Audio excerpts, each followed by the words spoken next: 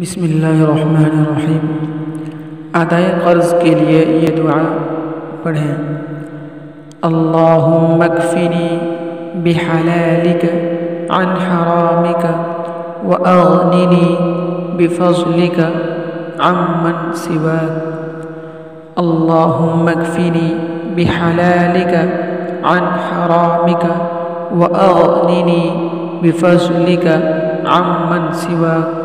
ترجمہ: اے اللہ، حرام سے بچاتے ہوئے اپنے مال کے ذریعے تو میری کفایت فرما، اور اپنے فضل کے ذریعے تو مجھے اپنے غیر سے بے نیاز فرما دے۔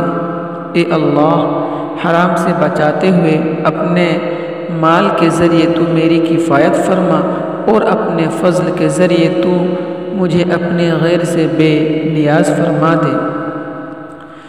یہ کلمات حضور اقدس صلی اللہ علیہ وسلم نے حضرت علی رضی اللہ تعالی عنہ کو سکھائے تھے جب ان سے ایک شخص نے اپنی مالی مجبوریوں کو ذکر کیا تو فرمایا، کیا میں تم کو وہ کلمات نہ بتا دوں جو مجھے رسول اللہ صلی اللہ علیہ وسلم نے سکھائے تھے؟